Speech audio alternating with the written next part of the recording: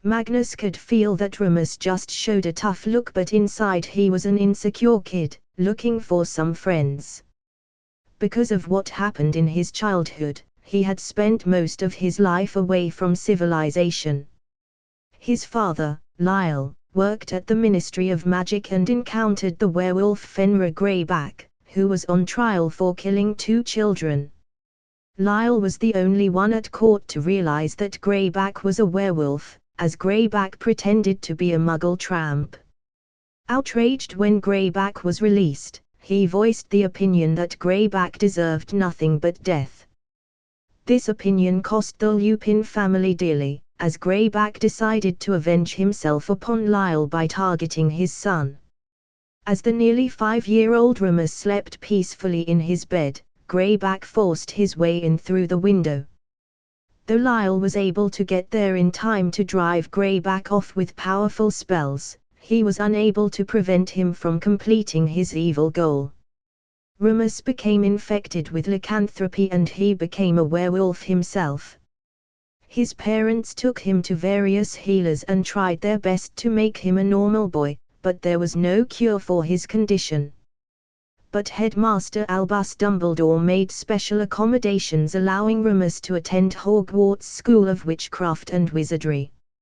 Magnus had nothing but pity for him, and then he felt for all those werewolves who wanted a normal life in the modern world but had no choice but to live in jungles in seclusion. Door creaks *. Magnus turned to look and as somewhat expected, Old Man Dumbledore came out, like a bunny hopping out of the ground. "So, how long did it take to find me?" Magnus asked. "The whole night," Dumbledore replied frustratingly. "You are very bad at hide and seek then. How big of a mess is it this time?" he inquired. "Limited to teachers and your roommates. So you know about the werewolf now?" Dumbledore replied and started muttering something about how he should have been more careful. "What werewolf?" "It was just me and Remus lost here," Magnus replied with a knowing smirk on his face.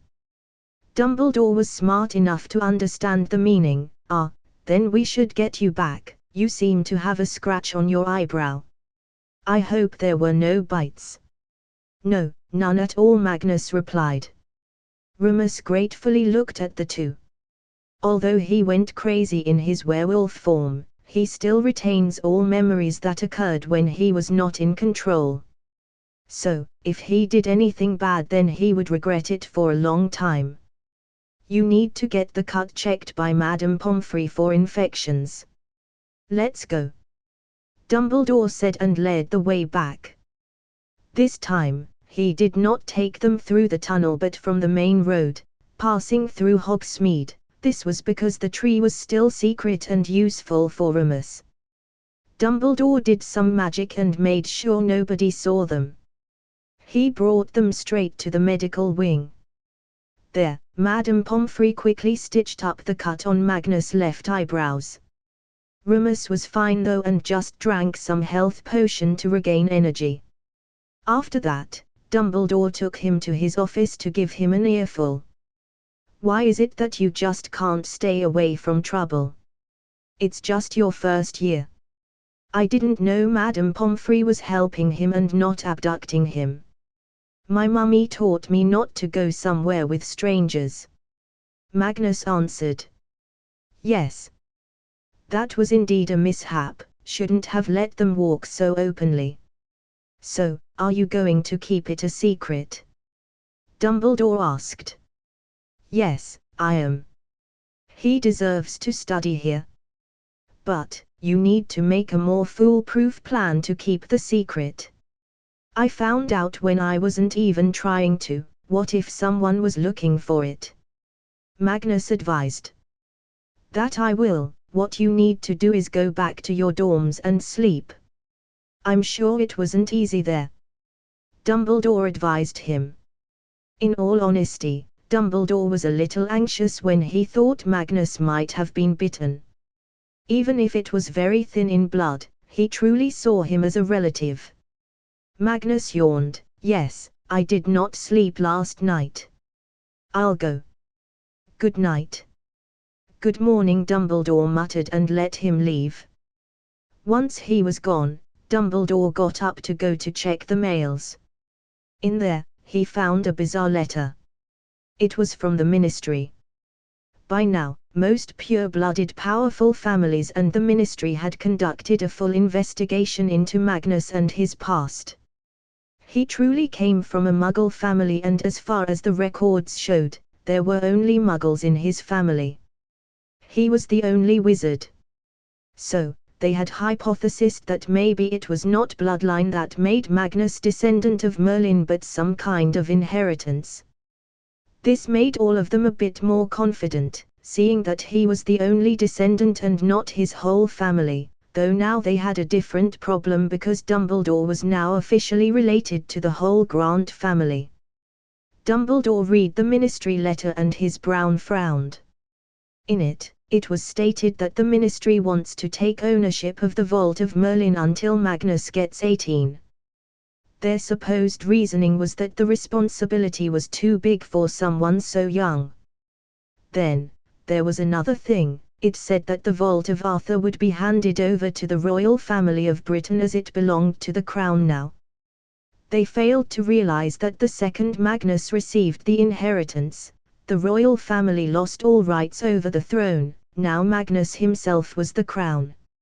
Dumbledore felt angered by this. He had thought that the Ministry would try to be on Magnus' good side, but again, when he remembered the incompetent track record of Ministry, it did not seem so out of the ordinary. Still, he needs to stop them before they do something foolish. So, he apparated from his office directly to the Ministry of Magic office. He went to meet the minister. She was busy in the office when he entered. Perks of being a hero was that he never had to wait. He just put the letter on her desk and asked in a tired voice, "What is this?" She sighed, "It was not me, Mr. Dumbledore. The Wizengamot Committee decided to do this. Abracus Malfoy led them to vote on this. Malfoys again, do they not know what they are doing? Destroying their face with the future monarch and possibly the most famous wizard in the world. They also hold no legal right to take away his property." Dumbledore argued. "I know, Professor, but I can't do anything. The job of the Minister for Magic is just to run the Ministry and see its operations. If I interfere with them, they can just fire me. They have struck some kind of a deal with the royal family that half of all wealth in King Arthur's vault will be given to them," she revealed. "This is preposterous. Magnus is not a fool, Minister, he is not going to like this, and don't forget, he has the traits of a Slytherin too, he will not forget this." Dumbledore warned her and left the office. Just as he went out, he saw the silver blonde-haired old man, Abracus Malfoy. "What do we have here?" "The headmaster of Hogwarts. I heard the safety of students in Hogwarts is at risk." Dumbledore took a softer tone, fitting for an old wizard like him. "Ah, they play games, Mr. Malfoy, just like any other kids. But some kids tend to be weaker and end up getting injured, for example, breaking their arm.